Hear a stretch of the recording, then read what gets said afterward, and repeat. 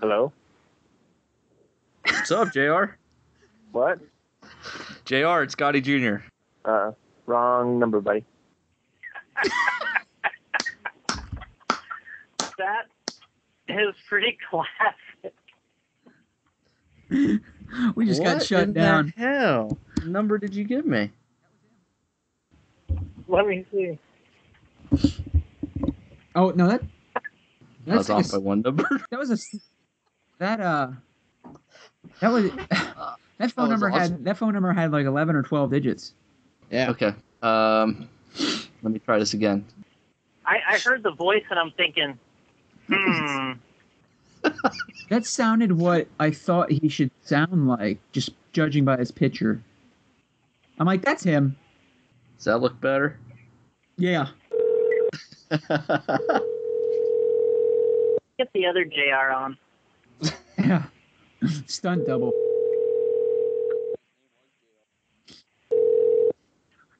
Oh, Is this JR Mitch? this is. It's Gotti Jr. Radio Impound Podcast. What's up? What's going on? We got the right number this time. Oh, yeah. I accidentally punched in the wrong number, and this dude's like, you got the wrong number, man. Oh, jeez. Hey, JR, this is Kirby, and we got Jason Ruona on the line as well. What's up, guys? How's it What's going? going on, JR? It's going, just getting home from work and kind of work on some RC cars. Well, we started out like this all the time, so why change now? JR, how'd you get into RC? First car, how old were you? You know, like the usual bag of questions we give all our guests. Well, my grandmother actually got just like a car from like Walmart or something like that, and I was in like T-ball and stuff like that, so I was small, little, was kind of bored at the same time, and was able to drive that fairly well, and it was something for me and my dad to get to do together. So we went to a hobby shop, and that was like 20 some odd years ago. Wow. So what was the first car, obviously a Walmart one, then you went to a hobby shop. What was the car you got at the hobby shop? I think I got like a Monster Beetle. I have a couple pictures on Facebook where you can see the Monster Beetle is the first car, and actually the first track I went to was Lake Park way back in the day. Oh, wow. The Monster Beetle, I remember that bad boy. Yeah, I had one of those. I had a Fox. I had an Optima Mid, RC10, of course, Grasshopper. You go through them all. It's a nice list right there. When you raced the Monster Beetle, JR, did you have, like, all custom, like, all the Thorpe parts and stuff on it, or did you guys make some of your own stuff? Well, yeah, that's my dad. He's an engineer, so it started off stock, and, within probably a couple months, it had different shock towers, and we had like a Lexan truck body on it, with like a wing and everything else, trying to up the performance. Dang. You're one of those guys. Nice. Yeah. I was one of those guys. I think we all were at one point in time. I never tricked out my Hot Shot 2 like that. I didn't have the hookup to do that. Yeah. You only have a certain amount of money back in the day, and and it works the same way now. Some people only have a certain amount to work with, and they feel what they do to make things better, and they go with it. I would show up to the track and be like, he has the Hot Shot too, so we should be pretty even. Then I look at it and it's got everything like you have, you know what I mean? And I'm like, oh, no. Yeah, it happens. I remember the Monster Beetle that I had. I was so mad because the drive shafts in the rear sucked so bad. Yeah. Like, the dog bones had hexes instead of like, the regular dog bone has a pin with an outdrive. Well, that truck came with like the dog bones were hex shaped, so those things would like strip out super easy. Yeah. I remember getting the adjustable motor mount so you could run like different pinions other than like an 18. You're like, ooh. And you can throw the hot motor in it. Yeah, you can put the hot motor in it and gear it up with your Twister. Wiper speed controller. The Twister Pocket Rocket. Yeah, for sure. Do you still have it, the Monster Beetle? I think my dad actually still has it. I kind of like sweet. let it with him. It was his kind of little toy thing. Back then I was just kind of like I didn't do too much of that. I was the kid that went out and rode my bike and, went to T-ball, and then my dad's like, all right, the car's ready, let's go, to Lake Park to go, Cool. Nice. So as you moved into more competitive racing, like so you said you had an RC10, but how far did you go until where you felt like where you're really competitive race-wise? Well, I probably got to like maybe 12 or 13, and we started to do more traveling outside of the state, which is what we thought that would make it better for us to progress and get better. And we went to Georgia a couple times, and they have nationals and stuff at Georgia.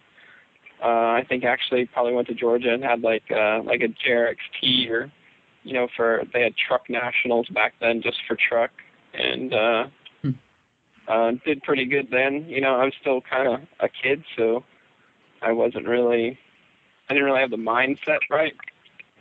For like some kids now, like your Damon Berkowitzes and stuff like that, they have the mindset. They know what they need to do. I was going to those races just going, man, if I go through this sweeper wide open, that looks really cool. And that wasn't really the fast thing back then, but it was a cool thing to do. But it all worked out, and I think I actually got picked up by Novak at that race, and it just kind of trickled after that. Yeah, what's interesting about getting picked up by Novak is that was pretty difficult sponsor to get in those days. They didn't, we had a segment on the show talking about sponsorships and stuff, and we don't have to go all down that, but it was difficult to get a Novak sponsorship, so that was definitely pretty unique that you're able to get that so early. Yeah, that was, I think I was actually that before I was anything else, and, I think I was probably like the only one that had like a Tekin or whatever I had back then, in the stock truck main, and, Tyree would come up and go, that's not supposed to work. And it did, and got me where I needed to go, and, he picked me up after that. Yeah, that was a hard one to get. Jason's right. Yeah, that was a tough acquisition. Yeah, I sent them a resume with this is probably 89, 90. And I sent them like all my races. Like I went to like a couple carnivals and won a race there. I'm being honest with you. Like in my area, there was hardly any tracks. So like when there was a carnival, this local hobby shop would hold a race there. So I won that in 4-wheel drive. I beat your buddy Charlie Shotwell, Kirby. And anyway, I would win races like that, and I sent him this real dumbass resume. It was like, yeah, I won first place in 4-wheel drive at this carnival and at this racetrack here in my area. And then they shot me down, and I was so pissed. They obviously didn't understand how big the carnival really was. Yep. They did not, Jason, clearly. And I was very disappointed. But I stuck by them, and I bought Novak. Yeah? Kept buying them. Yeah. Anyway, that was just my little story. JR's like, what the hell? I've heard your guys' show already. I know which way you guys go sometimes. It's cool. Ooh, a listener.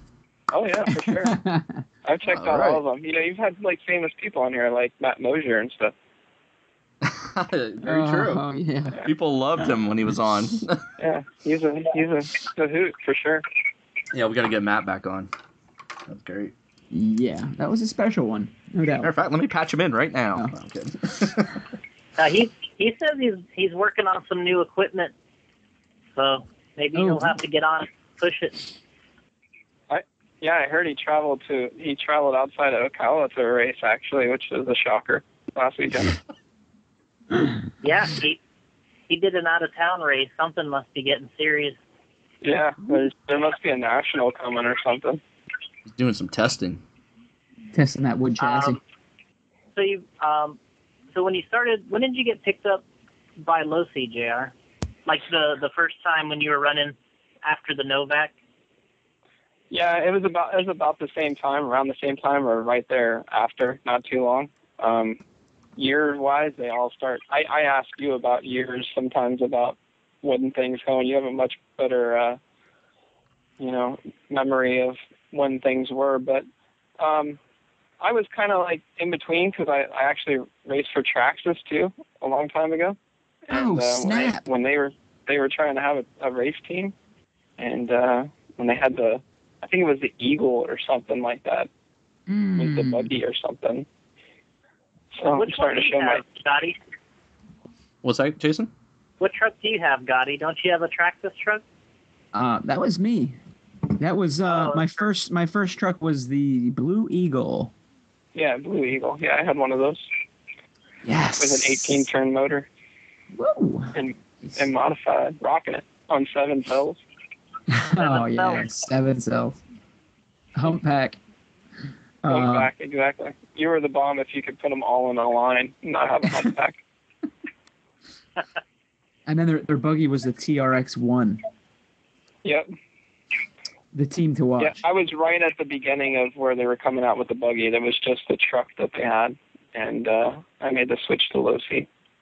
What was the year that you made the A-Main and mod truck at Winter Champs with the Traxxas? Was that like really early 90s? Yeah, I think so. I think that was like 93, something like that, 94. Was that the year that that they had the Associated truck with the narrow front tires?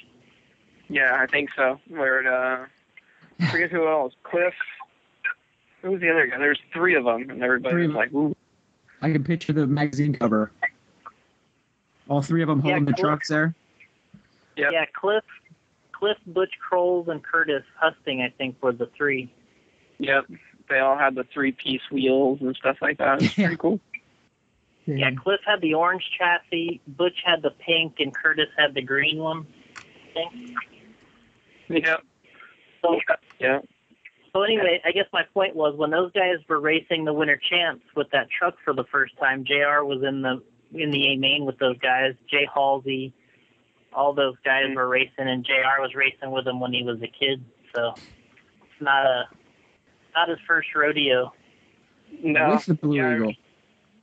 Yeah, I had you'd stand on a milk crate. I had to stand on 2 milk crates stacked on top of each other. Oh, dang.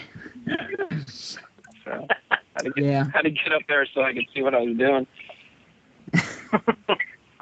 Yeah, that's good though. You got up there where you could see what the heck you were doing, and most guys just like, I can't see back there. Right. Hey, does PW's a milk crate? Yeah, I think we all do. Yeah, I know. I'd have to. When I always did, but I mean, I didn't get much taller since back in the day, so I'd have to rock one too. Maybe a radio case. Yeah, I see a lot of people doing that too. Put the radio case down there and get a little extra height. I think the best ones I like are the like they have that whole shot, the track in Sanford with the wood platform. That's pretty nice. Yeah, those work out good. You know you're a short guy when you're analyzing the booster chair, the booster thing for the driver. Right. Yeah. JR doesn't have to worry about that. No, we just make sure we rock the right spot. You gotta have the right spot and stand. Yeah. Yep. Crucial. So It's funny how that works. Sometimes you're one if you off a couple spots, it can really make a difference. Yeah, it's like you race for 20 years, but you still need to stand within 3 feet of what you like. Right, exactly. It's funny how that works. That's how I am.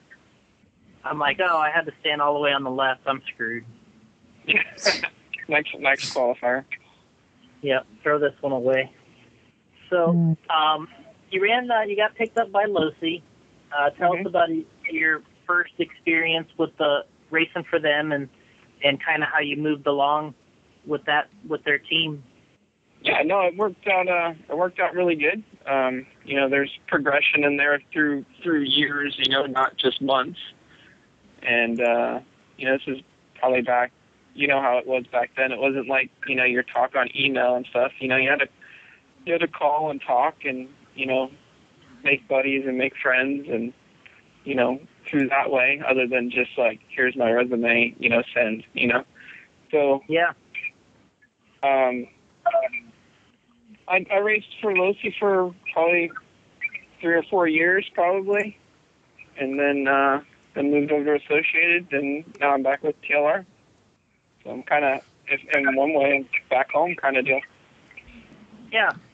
During that first stint with the Losi, with Team Losi, what?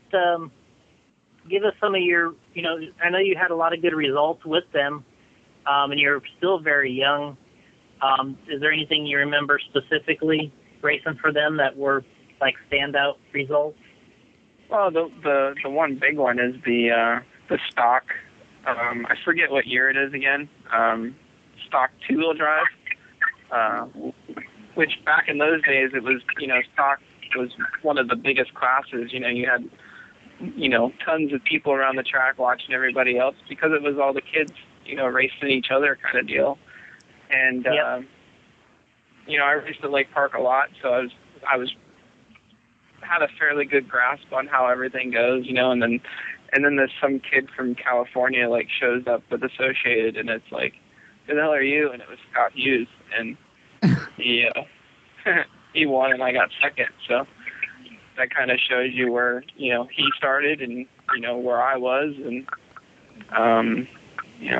he went on from there in California and kept racing and stuff. And I kept racing here in Florida, but maybe a little difference in states, being it's so far away. And I just enjoy it, and that's why I keep doing it. Not so much for for other reasons.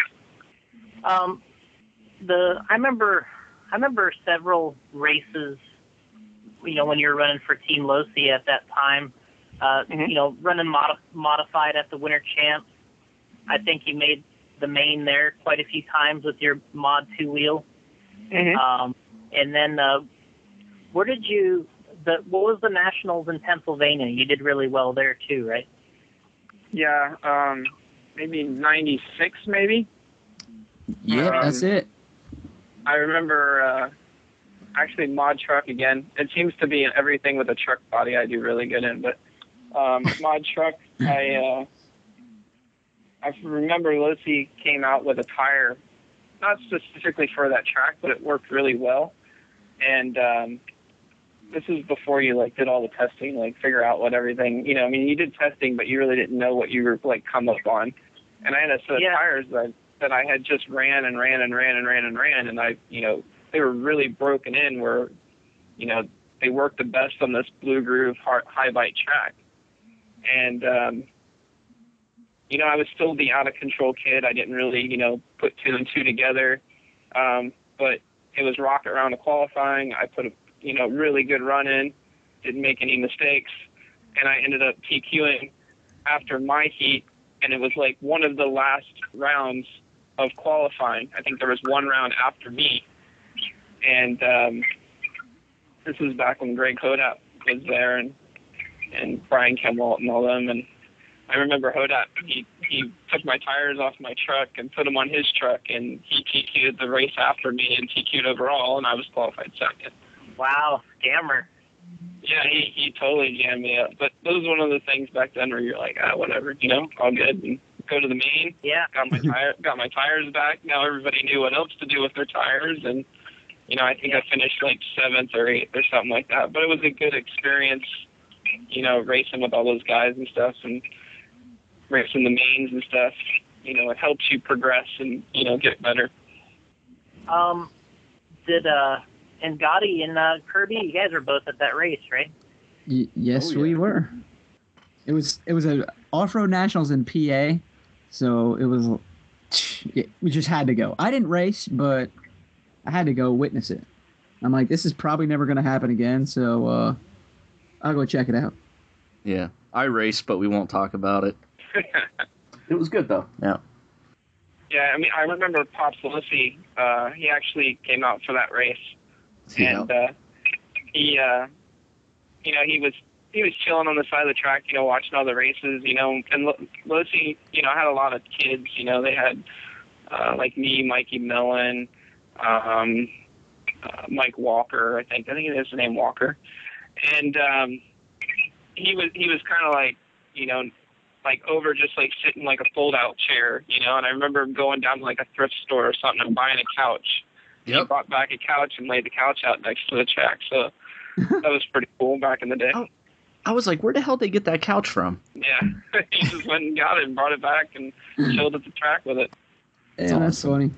I got one of the Team Losi hats from Pops there at that race. Yeah, great guy. I mean, yeah, very, very, very enjoyable person to be around. Very nice guy. Yeah, I bugged him, and he came over to my pits to look at my car, make sure I had a Losi car. Yeah, I got I got the whole background check, and then he's like, "Here you go, here's a hat." And it was that exclusive hat. Like, not many people had them there. It was just team drivers, and it was the gray hat that said Team Losi. I think it was embroidered that it was like Nationals or something. Yep, it said 96 Nats on it. Yep. I had it on our Facebook page, but I'll put it up again. But yeah, it was pretty cool. And man, I left there like I didn't care what main I was in after I got that hat. I was like, freaking sweet. Pops Lucy came to my pits and talked to me. Yep. Couldn't believe it. Made the weekend. Oh, it sure did. That's awesome. Pops Lucy was so cool. He was shopping at the thrift stores before that thrift shop song was even out. Yeah. Yeah, exactly. Hey, funny. I'll just tie this one in because the whole 96 Nationals talk here. Chris Bing actually posted a question for JR.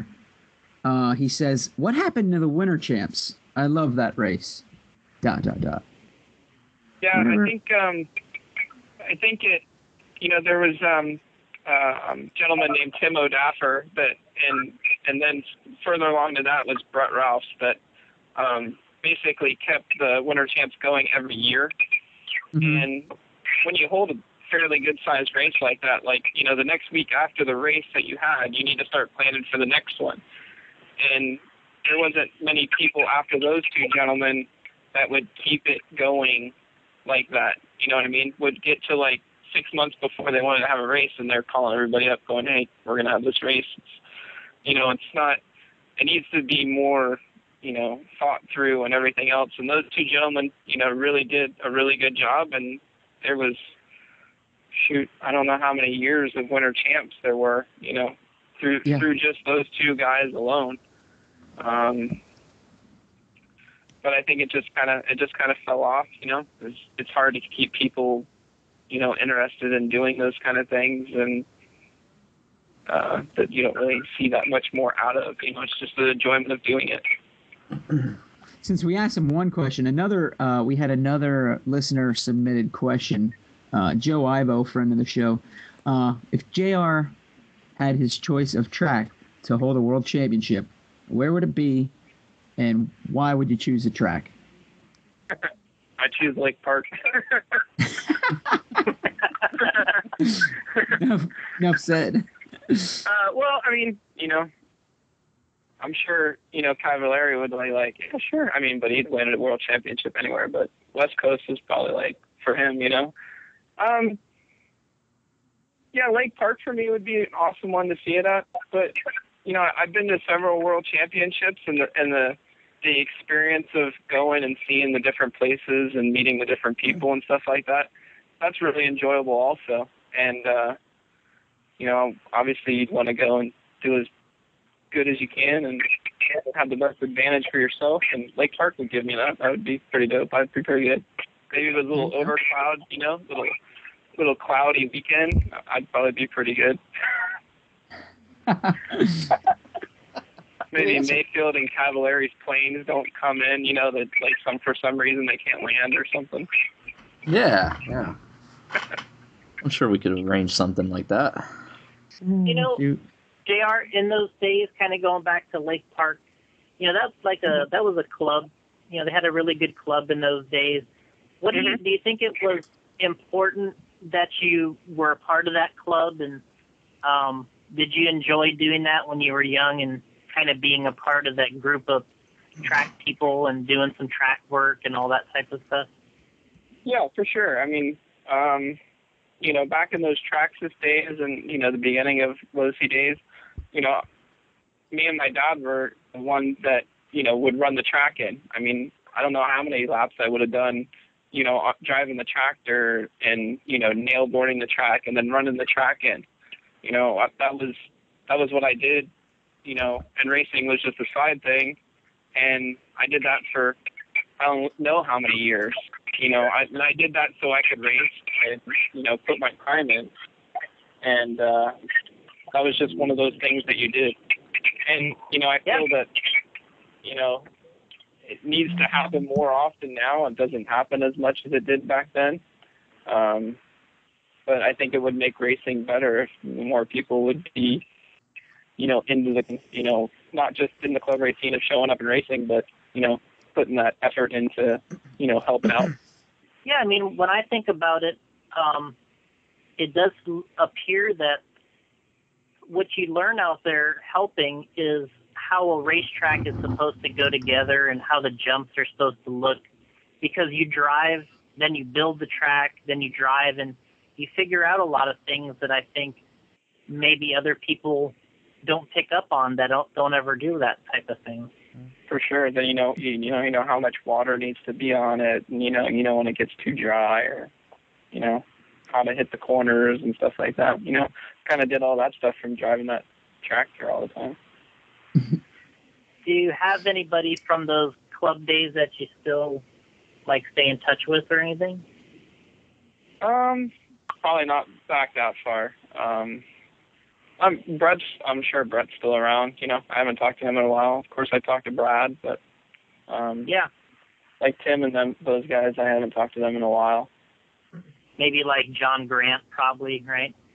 Yeah, John Grant he still comes out and races with us. He's still one of those hardcore guys that's been around for a while. Hey, JR, jumping around here. Yeah, we're just all over the place. How did the I guess your newest sponsor, how did the Trinity deal come about?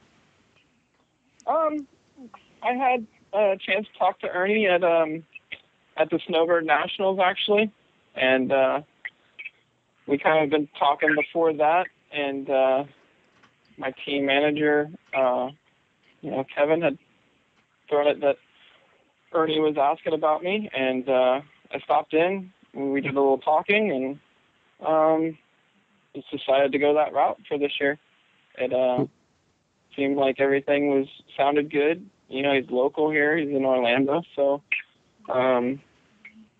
everything so far is really good. I'm enjoying riding his products. Everything is performing well.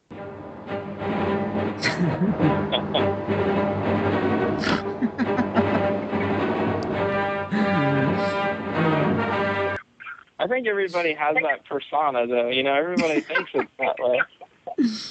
But, he's been around for a long time. I've been around for a long time.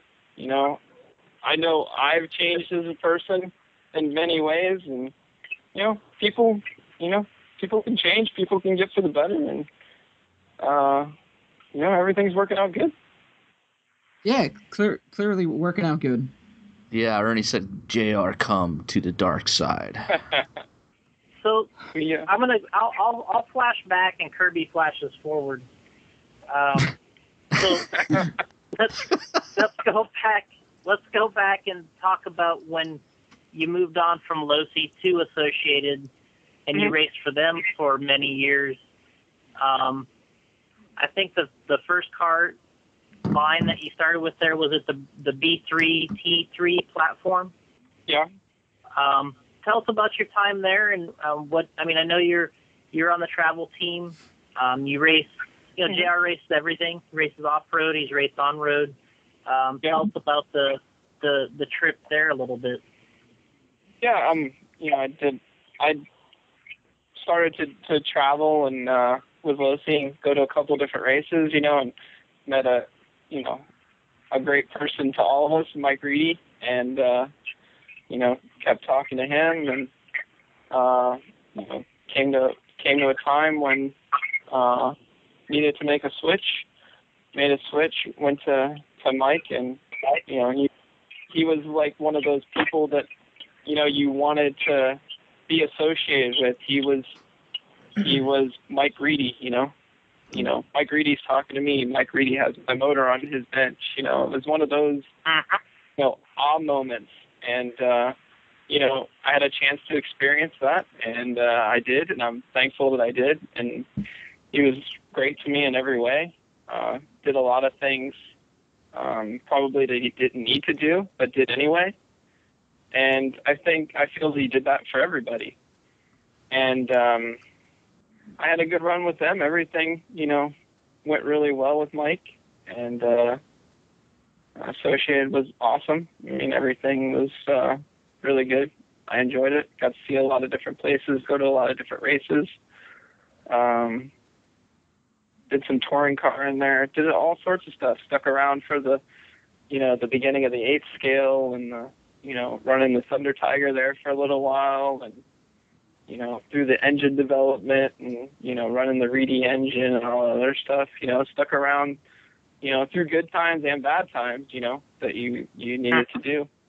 So it was definitely a learning experience, and I was grateful all at the same time. What do you think? What sticks out as what do you think your best racing that you did with your Associated stuff? What do you think of when you ran for them? Like, as your best moments running their cars? Well, I think the best moment was probably the 2011 Gas Knots. I think. Mm-hmm. Everything was clicking on all cylinders. Was in both semis. Was able to bump up from each semi into the main. Had my pit guy there, had Walter Cruz there. You made that, capable, and which is, I'm thankful for that. And without him, and you know how me and him work when it's, everything's going right. And that was one of those weekends when everything was going right, and was able to get a 6th and a 7th, at the Nationals there. That was probably, one of the best, probably accomplishments for the weekend in a whole that I could think of. Mm-hmm. Oh, yeah. Obviously we were there, and that was an awesome race. Really good finish for you. Right. And it's it's a little bit more difficult because you're going into everybody else's backyard kind of deal. So you have that on top of it. I'm not racing there all the time. I don't get to go to even that style of track, which is nothing like we run out in Florida. Totally different, and totally different dirt and everything else. So, the team worked really good. The cars worked good. Richard Saxton, helped out a lot and made sure everybody had all their ducks in a row and setup wise, and just one of those things where everything has to, go the right way, and they did. I think a couple of the highlights I think of too is with you racing with Ryan at the Clash with your B4 on the muddy track. That was awesome. Yep. Yeah, that was. I don't know if Gotti or Kirby seen that video, but there's a video out there of Ryan and JR racing together, and the track's all old school with the watered track, and they're shooting rooster tails on each other. It's just super cool to see. I didn't see that. Yeah. I'll have to check that out. Yeah, I remember starting the grid with that on short course. And, Mayfield is he's on the one, of course, and he's in the groove, in the center, and you got the fluff, a foot away from the center of the line, you got fluff, and, and I pull out into the fluff because I'm like, this is my, this is what I do, this is my kind of area. And, as soon as I did that, he's all whoop, turns around, and he gets in the fluff. He makes sure he gets a good start. Yeah. Can't take anything to chance. Yeah, for sure. And, I probably did one of the best passes and, racing-wise on him in short course, and and I probably got a little bit more excited than I needed to, because I kind of let him get back by me. I didn't go for the triple, and kind of try to do the same move on him as I did the lap before, and it kind of came back to bite me. But the lap before that was one of those bump and run passes, and it worked out good. It looked good on video too. I'll keep that. The amount of space you guys had between the turn and his truck. I mean, you got it. We always say it all the time, throw it in there, but that's probably if you had to put it in a dictionary, throwing it in there, that's what it means, right? Yeah, you got to do that. You almost have to, when you're thinking about it, you can't think that you're racing Ryan Mayfield. You know what I mean? You got to just think you're going for the win, whoever it is, because you could like Jedi mind trick yourself. Yeah. I was honestly really amazed that he went for that triple to pass you.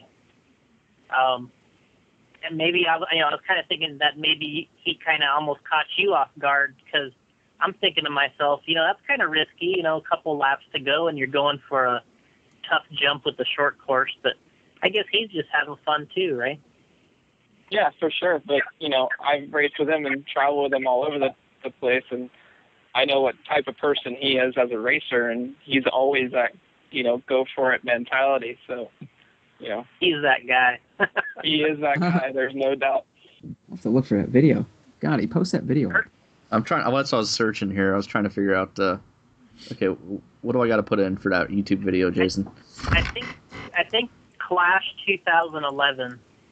There you go. Yeah. Homework. And there's if you can see at the beginning too, like at the end of the straightaway, I think I did it first, and then like Mayfield went after it, but you didn't even like go in the line to go around the corner. You just kind of like just threw it up against the outside wall and the fluff, and and kind of used this berm deal to get around, because there was ruts everywhere because the track was all blown out. And it was a pretty cool race. I gotta admit, it was one of the funner ones. And it just looks neat because of the surface too. The cars are all dirty, and it really just got a different look to it. It's like some moto action. Yeah, for sure. You're searching for lines. You're not driving where you normally drive. Yeah, it's pretty realistic. So, would you say? I mean, when I look at the drivers out there, I'm always looking for the guy that can kind of drive everything. Those are the guys that are the most sought after, or who I consider the best. Obviously, you're one of those guys that can drive everything. 2-wheel, 4-wheel trucks, 8 scales, on-road cars. What's your favorite thing to race? Mm-hmm. Oh, you stole one of our questions, Jason. Go ahead. Well, my favorite. That question was sent in by Dominic Morgan of Pennsylvania. Okay. Well, my class, and I think for a lot of the other guys, it's always 2-wheel mod. That's like one of the prestigious classes.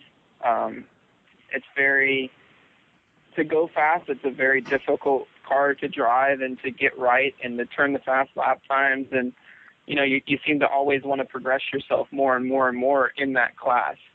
And, from doing that, it kind of, trickles down with all your other cars. But that's the car that I know that I want to go to the track all the time and run. I enjoy it. It's fun to drive. It's, you can jump almost anything, The 22 works really good, and TLR is doing a great job on everything, and working with them, and testing stuff out and making everything better is it's really enjoyable to go to the track. You made that switch to TLR. Mm-hmm. How's it been going with racing for them now? Back when you did before, basically it was called Team Losi, and now it's TLR as a division of Horizon. What are some of the differences, and what are you enjoying about that experience? It's really good. I keep in touch with Kevin, and Adam both a lot, and trade notes back and forth. Just like this past weekend, I wrote a whole email to Kevin, let him know, how things went, how, changes I made, what happened, what they did, what was the pros, what was the cons. I get an email back, asking me more questions about, different scenarios of, stuff that I could even try when I go back there this weekend. Those are the kind of interaction things that, really make you feel good inside, kind of thing, like you're feeling the same vibe that you're putting out, you're getting the same vibe back. And it's working out really well. I'm really happy that I made the move, and look to race for him for a long time from now on. Hey JR, have you always run that paint scheme / colors? Yeah, that's a funny one. Now you got Jason on the phone, but we'll see. Well, I always had a question about that, but I ran Losi back in the day. It wasn't really always exactly the same color scheme. Mm-hmm. I think probably about 98, something like that. I started with the flames of the silver with the red, but back in the day, like the 96, 95 era, I was flames with blue, and then some other kid came along that had flames and blue, and then I kind of had to go a different route, kind of deal. And he just kind of threw some checkerboards in there or something to make it look like it wasn't exactly the same, but it was close. Gotcha. Now, are you having trouble with your tires? Be honest. No, I'm joking. Oh, Kirby, we're losing a little bit, Kirby. What? Does that sound like a video game? Yeah, go ahead. Say it again. Now, are you having issues with your tires? And be honest, Jason's not listening. Yeah, I have Jason on. Yeah, I have Jason on mute. Are you having issues with your tires, JR? No, I'm not having issues with my tires. Yeah. The only thing, and I think Jason will concur, is that we have a lot of options. 8 scale and everything. It is, 8 scale and 2-wheel drive now, even 2-wheel drive. Now I'm like, last weekend I was like, do I run a pressure point or do I run a barcode? So I was kind of like between back and forth on, which one does what and which one would perform, better than the other one, just by that slight amount. But that would be my only thing is that we do have a lot of options. But for other people, that's what you need. You only need to run the Carvers. That's it. Carvers, yeah. The Not all the WDs. time. Only in those Loomy situations. No. I heard you can run them all the time, no matter what. You can run them all the time. I need some more steering than that, so. I heard Carver runs them no matter what. Oh, Tracy Carver? Yeah, Tracy Carver. He runs nothing but Carvers. That's right. I think he just wants to have that his name on the side of the tire. He'd run them on the rear if he could. Yeah, he could. You're right. I think to kind of elaborate a little on JR's point about the options is tires is so much. You always feel like you're damned if you do, damned if you don't, because that the tires dominate the car setup so bad that, and normally, I think racers have that feeling where you can run a couple warm-up laps, but you never really know till you get, a third way into your qualifier or your main event if you made the right decision. And sometimes just telling yourself that you made the right decision or you didn't have another option helps you mentally. Sometimes if you're not sure what you're doing and you're making too many decisions, sometimes that's bad. I know that's what happens to Ryan lots of times is he likes to eliminate choices because, like as he would say it, I just mind F myself out there with all my choices. So, like he's saying, you either have to know exactly what to do like it's your home track, or you have to make a decision and kind of live with it.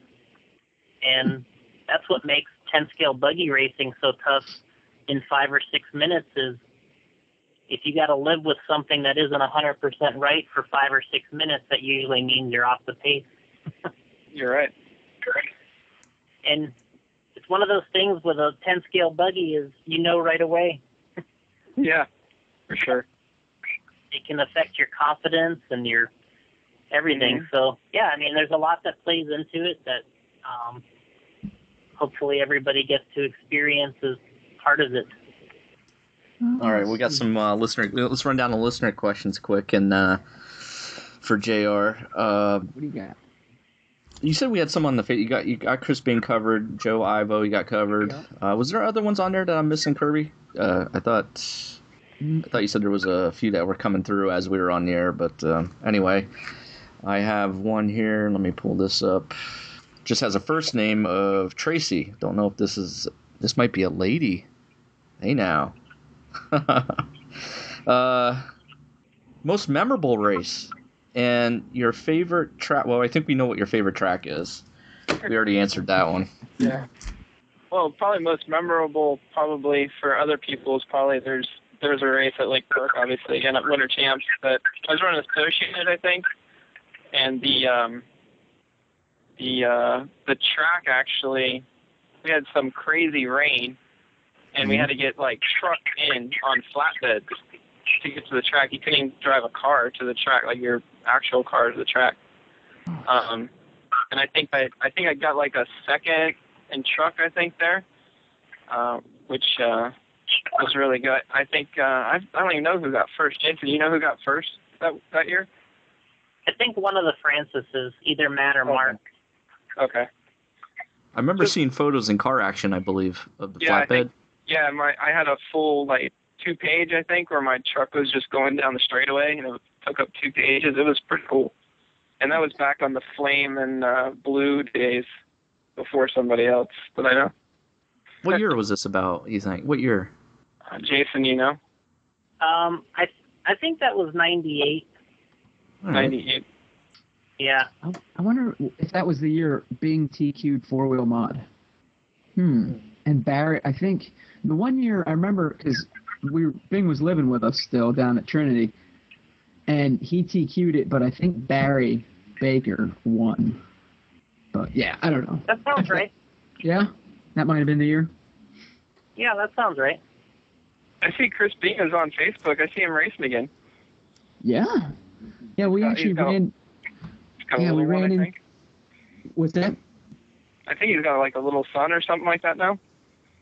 He has 2 or 3. I'm not certain. Sorry, Chris, but yeah, 2 or 3, and we met him up at Motorama.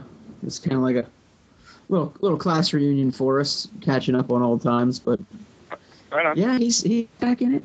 For a while there, he was running he was running his double X. Really? From back in the day, yeah. Wow. The one roar race in Maryland, he I want to say he qualified second with it. Yeah, it's pretty sweet. Wow. Seeing the old shock tower with the bridge on the top with Team Los, like the graphite stamped on the arms and stuff. Right. It's like throwback. Good days. Oh yeah. So we know what your favorite track was in those days. What would you say your favorite track is now? Well, I got to experience, West Coast last year, and if that track was really close to me, that would be awesome. Whole Shot Raceway, which is in Orlando and Stanford. I mean, that's they just did some upgrades and made it a little bit bigger, and that's really good to have close to us.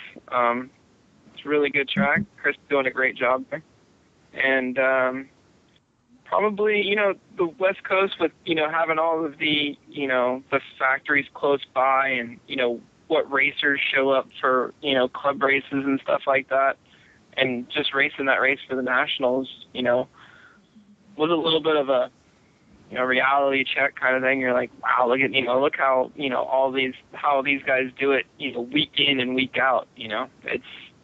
It's pretty nice to have that. What would you attribute I mean, we have so many indoor tracks now in Florida where was, in the older days we didn't have any. What do you think is the reason for that? Well, I know, as you know from here, like the electric scene has, gotten a lot better, and there's a lot of racers that run electric and short course and all that. I think that it's just doing the RC hobby is doing a swing of that kind of thing. I know like a year ago it was 8-scale buggy was the class. Nobody really raced electric as much, and that's kind of fell off, and now everybody's to 10-scale, and I think it's just one of those things where it'll just do another rotation around, and 8-scale will be really big, and maybe electric will fall off a little bit, but electric is looking really strong here in Florida. I mean, club races now are over 100 entries. Do you think the nitro will ever make a full return to maybe where it was a few years ago? I would like to say yeah, but it's really hard to have the dedication and clubs and track owners and stuff like that to have a track outdoor and put the effort in, and then have people show up or not show up or not know if what you're doing is putting in an effort. The indoor tracks, you're putting in the effort and you're having guaranteed races, and you know that the weather's not going to affect you. The surface is always going to be prepared. With outdoor tracks and 8-scale, it's really hard. Mills Pond is maybe right now the only track that you can probably go there and know that they're working on the track where you could go race. It's just really hard right now, I think. Yeah, I mean, we went, I haven't been to very many on-road races in the past several years, and we were down at the on-road nationals, and it was amazing to see the mod touring cars with the brushless power and the LiPo. Have you ever considered running any on-road again, or are you kind of done with it for a while? Yeah, I'm kind of stuck. The one thing I did notice is if you're doing that far of a swap, if you're racing off-road and you got the timing and the feeling the throttle and everything else out of corners and stuff, and then you go race touring car and you're like friggin' punch daddy, and then you try to go back and race two-wheel drive, kind of can throw things a wrench in things sometimes, but it's still fun to do, and I'm sure the option could be out there, maybe, knowing the Worlds are coming up. Mm-hmm. Yeah. And they're right around the corner, which is kind of cool. And it's in your territory, right? Yeah, for sure. You never know. Got that Trinity horsepower. Have you ran, I seen some of the new low seat releases. I saw you guys posting some things on Facebook with the low frequency springs on the buggy. Have you tried those yet? Yeah, actually, I got a test sample of them a couple weeks ago, and I've been running them ever since. They're really good. They're everybody was on the Kyosho spring kick there for a little while, and these are just as good springs. They feel the same. Your car lands better. They seem to be more controllable. I mean, it seems like a spring for some reason, it's just like a tire. It seems to make a really big difference in the car. And if you don't have the spring quite right, it could, screw up a lot of things. And just going from testing back and forth from Kyosho to the new springs, really couldn't tell a difference in any of the fields. Everything performed as if like I had Kyosho springs on my car. So I've been running them since then, and it's working well. What a lot of guys were kind of realizing is, with the big bore shocks on all the 10-scale cars now, before that, it took probably Team Associated the longest to have a big bore shock, but I think during their testing, they realized that the spring is almost making just as much or more of a difference than just the shock being big bore. And a bigger piston and everything, they were almost finding more results out of changing to different types and sizes of springs. Is that kind of what you're kind of feeling then, the same type of thing then? Oh yeah, I mean you can feel a big difference if you don't have the right spring on your car. It makes a big difference in acceleration. And nowadays landing off of a jump or taking off of a jump, it's a big deal. You lose tenths of a second if it's not done right. Is there JR, anything else here? Go ahead, Kirby. I was just wanting to see what do you got? What's on the calendar for 013 for JR this year? Well, the next couple of weeks we have the short course showdown that comes to Whole Shot Raceway here in Orlando, Florida. So I'm going to be doing that in four-wheel drive short course and two-wheel drive short course. Then I guess it's the Nationals, I think, Jay. Isn't it the next one is back out to California? Yeah, for the 10-scale Nationals is in August. Yeah, and that's the next one that I'll be traveling to. So that's, that'll be at the World's track at A-Main's track at Silver Dollar. Yep, and then I'll be back there for the Worlds. So I think the push right now is just to, run as much two-wheel, track time for the electric 10-scale side and, try to see how we can do at the Worlds. I've asked JR this before, but do you know how many like regional titles you have in Florida? Do you have any idea? Yeah, I have no idea. I know you know all of yours and probably the dates and everything else, but I just probably after like 15 or so, I just stopped losing count and just kept kept going, just kept going to races and enjoying them. A lot of people like to do that. They like to keep up with what they're. I just want to go to the track and race. I just want to go to the track and run my car and, see what happens. I think that's still a pretty good lesson, though, in a way, because you're living in the present, not in the past. It's not about what have I done before. It's all about what I'm doing right now. And, I think, counting all that stuff or, trying to pat yourself on the back is nice, but if the race you're running right now, if you don't do well at that one, it probably hurts more than anything. So I think that's probably a good mindset, to stay in, kind of staying in the moment. Yeah, and I seem to try to find myself trying to progress further and further each time. Like I made a couple bad decisions, trying stuff out at the last just club race. And, I didn't have a finish that I would want to have, and now I'm like, well, I'm going to do this and I'm going to do that next time. And I can't wait to get back to, it's kind of puts a fire under your rear end, like you, even after all these years, I'm still like wanting to, make those right decisions, be in that right mindset. And, those are the ways that you progress at a higher level, I guess you could say. And, make sure that you always make those right decisions. And, you can only do that from practice. And I seem to find myself still doing those even after, 20 some odd years. I saw a picture of you recently. I don't believe it might have been, maybe Jason posted it. I don't know. It was on Facebook where you were helping a young racer out with his car after the races.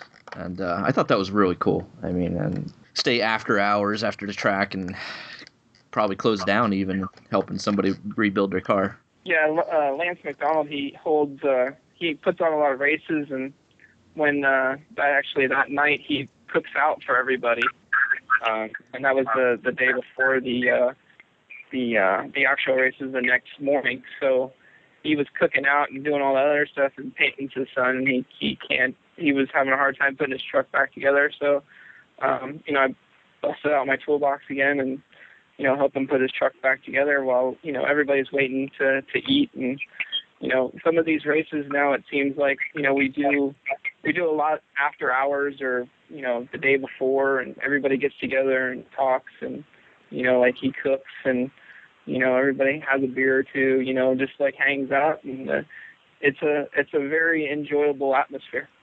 Sounds like the racing I want to do. Exactly. I think that's why people probably come out and hang out and, have a good time, because it is enjoyable.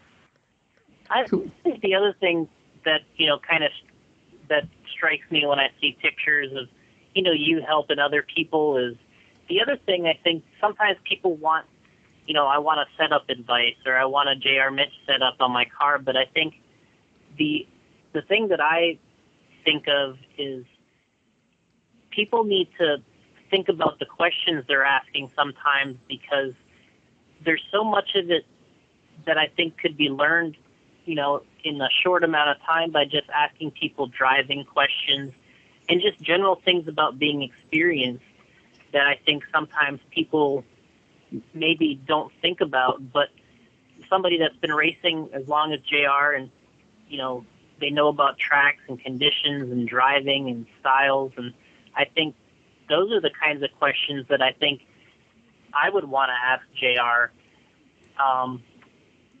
that I think that's really nice to have guys like that around that you can ask those sorts of things to. And, maybe those are sometimes overlooked by some people that thinks it's all about setup or something like that. I think that you can get just as much by just picking somebody's brain about their experience and their driving. Yeah, I was trying to actually talk to Peyton about that, as I was helping him with his truck. And, watching him race, he's so into it and wants to go so fast that, he'll make a mistake and crash and, marshal, every so many laps. And I try to explain to him, when you do that, if you knock yourself down a notch and just, make sure that you don't wreck, or you're not going quite as fast into that corner. Those are the things that'll, will progress and make you better than to just go out and blaze the world, because that's what I did. I went out and tried to blaze the world, and, I was all about pitching it sideways and, doing all that stuff. It took me too long to realize that wasn't fast, and then he's, qualifying stuff, getting better each time. So I think those are the things that people need to realize. You're going to lose 2 or 3 seconds by wrecking, and you're going to lose, maybe a tenth or two by, backing down that just a little bit. Yeah, I don't know how many races I've been to where we have an advantage now to watch live RC either on our phone or on a computer. And, I'll be watching an A qualifier at, a Cactus Classic, and what you realize watching the computer versus being on the driver's stand is, even if your first couple laps aren't 100% the fastest lap or on point, you can come out, 6th place, 7th place on the first couple laps. But as long as you continue to keep that average or improve slightly, you're going to climb up the charts so fast by the end of the race. And it's every race I go to, I see this in the A qualifier is, I use Ryan as an example because where I was watching him, but, he might come out first couple laps, he's in 7th on the clock, and most people look at it and they're just like, oh, they're off the pace. But you're like, well, look, this is a 5 or a 6 minute race, and these guys haven't hit their stride yet. And you just got to hang in there and not make big mistakes, and then get in a rhythm, get in the zone. You throw down 2.5 really good minutes to go with your good start, and pretty soon you're the contender. And that's what I notice about watching all those lap times now, and it kind of goes back to what you're saying is, it doesn't matter if you're leading on the first lap in the qualifier. What matters is if you're leading on the last lap, right? Correct. So, I guess the other way to say it, I think Kurt Winger said this at the Nitro race. He's like, you got to remember that it's not the guy that turns the fastest lap, it's who averages the fastest lap. So, yep. Science. That's some Jason, that's some of your wisdom there. That's the Mr. Miyagi wisdom there, huh? That's all I got. I blew out after that. What are you doing, Kirby? I was doing the Mr. Miyagi, you know, how you heat your hands up? Right. And then you... Sweep the leg. We said at the same time. That's funny. Jinx. Every time I see a picture with you and Berkowitz, I think that every time, Ruona. Sweep the leg. Yep. Good stuff. So, all right, where were you, Jason? Yeah, go ahead. Well, I was just going to ask JR a little bit about his Trinity power for the guys listening. What are you running motor and battery wise in the 22, and like what turn, and give us the rundown. Yeah, the 22. I'm going back and forth from battery. There's a 90C shorty that I'm running, titanium battery, and then a lot of these other tracks that the traction's not quite up to par. I seem to be going to a longer battery. It's like a Sting battery. It's a 90C also, but it's a standard linked battery. It's a little bit more weight, which helps the car get planted a little bit better. And then it's a D3.5 9.5 turn with a 13 millimeter rotor. So trying to get a little bit more torque, not as much RPM with the rotor, and it's very linear, very controllable, but yet still has the let's say the right speed for the straightaway, because not always the fastest motor down the straightaway is the best one, as Jason knows. It's the right motor. Yep. I mean, I've seen JR's car run, guys, and if anybody hasn't, I mean, he's got a 9.5 in that thing, and it's still extremely fast. So the Trinity stuff is definitely quick. Yeah, and it's smoothed out a lot with the changing of the rotor. With the little bit bigger rotor is, it's helping me for jumping and, landing and, getting to the jumps where you have to break up the face of them and stuff like that. It all seems to be the right feel, I guess you can say. Mm-hmm. What do you think, where you're running locally, what do you prefer tire-wise? We know you hear talking about Whole Shot. We got a lot of people that do race there locally. What do you like running up there? Well, the barcode up front, the green barcode up front seems to be the best with the molded insert, the J Concepts molded insert up front. Going from the white insert, like the 3/4 one that we always put in, the 3/4 rear that we put in front end, to the molded insert, for me, it's just a little bit of a smoother steering with the molded insert, easier to drive through traffic and get in and out where you need to be on a smoother level.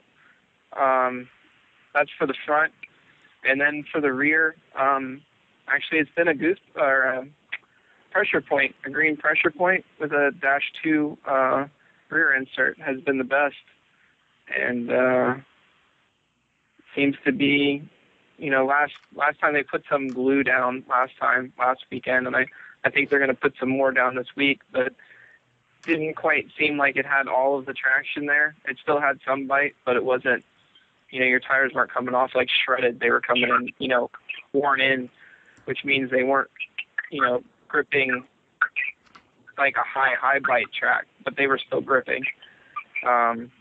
These seem to be the best on my car for that weekend. But a barcode is right there also. Trying to get away from the tire sauce epidemic. Everybody tries to, what tire sauce of the week and everything else, and it's so inconsistent. And, did they blow the track off? Did they not blow the track off? It's much better to find something that works that you don't have to do that too. And, it's going to stay a lot more consistent throughout the run and everything else. Yeah, I totally agree. I mean, I try to use that as a last resort, but correct. I don't feel it's a magic wand or an easy button. I always see it as a last resort. Well, I'm getting my ass kicked by somebody, so I might as well use their tire traction. But I think I try not to use it just because I'd prefer not to. It's just another, like you said, it's another inconsistent variable, and not to mention the stuff is usually really naughty in terms of, it's very potent. It always smells, so all that type. Jason, can you still hear me? Yeah. Okay, we had a little drop out there, but everything was fine, the audio, but I just heard somebody drop out. Making sure JR is there too? Oh, yeah, I'm here. Okay, cool. Oh, I think that was Kirby. Yeah, I think that was Kirby. Okay, go ahead, Jason. I got another question for JR. When you're driving, say you're running off-road and 10 scale, do you have any input on, somebody that's trying to get better at this, that, some pointers you could give people? And, I consider you very good with the brakes and, when you're driving, and anything that you can kind of relay to people that are trying to get better. Yeah, well, probably one of the biggest things, like you do say with brake, is to get the brakes where they're, your brake / your diff tightness, say. You can have your diff really loose and your brakes really hard, and then you get to a point where it snap turns on you, when you hit the brake and you get into where it transfers all the weight, and then you're almost freewheeling. That's almost in every instance, that's not a good thing. That's something you don't want to have, unless you're running in Denver or something like that, where it's really, really small. But you want to have the right amount where you're not sliding the tire and you're not three-wheel motioning all at the same time. You're right on that edge. But you don't want to have, obviously you don't want to have the tires lock up, and I think you've seen me a couple of times, I'll make sure that'll change per, the track conditions also. What you ran, at 2 o'clock might not be the same as what it is when you run the main at 6 o'clock. Right. And, you just do a straightaway test and hit the brakes, and, if it's locking up, too quickly or something, you just turn your EPA down a little bit and, get back in that right area. Yeah, I think you just said kind of a key thing, which goes back to experiences. You're looking at the time of day you're running, which I think, very few people look at and understand that is a big factor, in the track conditions sometimes, and the amount of traction you may have in acceleration and and under braking. So I think that's, like you brought up, is a very big point, that just because you nailed it earlier in the day with a setting doesn't mean that you can't make a small adjustment looking towards a main event or an important qualifier. Right. Yeah, and like a main, you want to always make sure you do like a launch from whatever position you're in, because you don't know, are you going to be able to give it 3/4 throttle when you leave, or half throttle or full throttle? Because you can go full throttle and not realize that the track has buku bite, and you either get squirrely or you do a huge wheelie or something, and you lose 2 positions before you get to the first corner, which you worked so hard in qualifying to get those 2 positions. So those little things mean a lot. Yeah, it's interesting. I'd like to get Kirby's input on when he raced in oval, because I've never raced oval. How do you start off an oval race? Unfortunately, Jason, Kirby dropped out, and we cannot get him back. Okay. Yeah, anyway, that was kind of the direction. I'm always amazed when you do run the mains, I guess, how easy you can actually come off the line. I think everybody has a fear when you're racing that you're going to spin out or look like an idiot at the start of a race. But I think I'm always amazed when I leave the starting line, how slow you can leave it sometimes, and nobody's really jumping ahead of you. Right. like another thing that I do, that I know I do, and I think I've, got it from like a Scott Hughes or, Brian Kimmel, watching them back in the day, is that, say, your car, you're starting 1 or 2 for the main or 5 or whatever, and that makes you look, from center to right of the track, from where you are in the driver's stand. And you're only really focused on that before the main does start. And I seem to find myself always before the main does start that I'm looking left to make sure, like, coming onto the straightaway or whatever is on the left side of the track, that nothing is obstructing my view or nothing is there to bother my view. Right. Just another added thing, that everybody's like, why are you looking down there? It's like, well, you're going to be driving down there, to just realize that, there could be a radio stuck in front of your face, or, there could be a turn marshal not where they're supposed to be, or standing in the middle of a corner, or however you have to compensate for that. But to basically, look at that before the main starts is another key thing, I think, and I do it all the time. Yeah, I mean, I think basically there's a ton of intangibles that I think people do that have experience that they do it almost second nature, which is it's almost like a little mental checklist of, okay, I can see no turn marshals in my way. What happens here? Am I behind the pole? I guess there's a little mental checklist after so many years that you kind of go through, and it really helps. It does.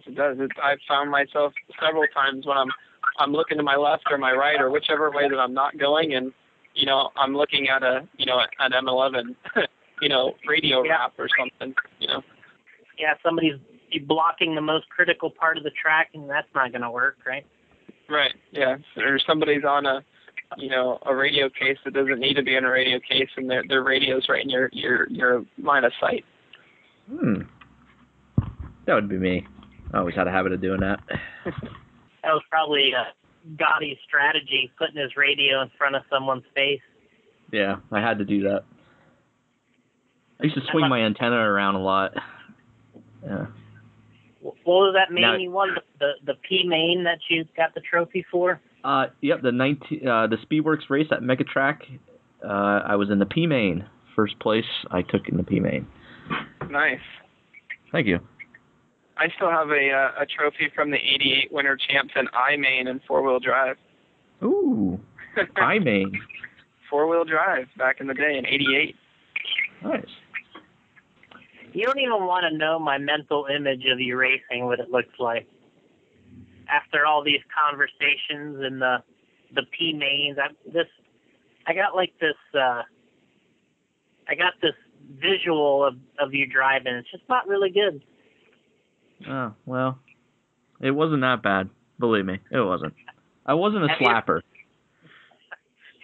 Have you ever seen when Punky Brewster was racing on TV? Uh-huh. Yeah. That's what I think. Yeah. Hey, thanks a lot. Hey, listen, I wasn't that bad. At Roadrunner Raceway here in Bloomsburg, Pennsylvania, for you listeners that know where that was at, I raced 12-scale oval there, carpet, and I was pushing Jake Fleur and Brian Burkhart at the time. I finished third. Plenty of times racing those guys, so it wasn't that bad.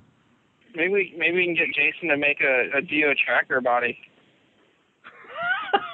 get that thing painted up, Brian Kimmel paint scheme. Yeah, that would look pretty sick. Yeah, it would. That'd be a nice gift for my birthday in September, Jason. That'd be a cover photo for sure. We do have GM licensing, so maybe we could get an officially licensed tracker. Look at that. I want some royalties on that one. Easy. You have anything else for JR there, Jason?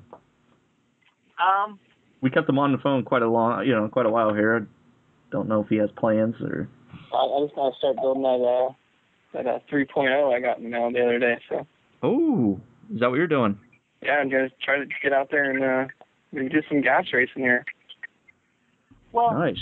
I think that was about all the questions I had at the moment. I mean, I could go on for another hour, but we'll have to get JR back on. Yeah, for sure. You guys just let me know when, and we'll make it happen. Gotta throw a little bit of karma out there. Yeah. We're usually good luck.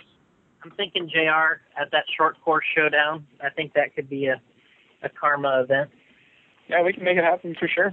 You know, I don't think I ever met you, JR. So, you ever go to the Chicago hobby shows back in the day? No. Hang out with no? No. Go to those parties, you mean, back in the day? Yeah, exactly. That's what I meant. Yeah, there were so many people there. I'm not quite sure who I hung out with, but I know it was we were there, and man, those parties were epic. And yeah, I've heard stories. Yeah, well, we'll just keep it at that. Yeah, exactly. But yeah, we'll get cool. Jason. Let's get together and we'll do a short course one for the showdown. Sounds good. All right. Well, thanks for joining us, JR. We wish you the best of luck with everything coming up. Thank you. I appreciate it. Thanks for having me on. Yeah, no problem, and we'll have you back on again soon.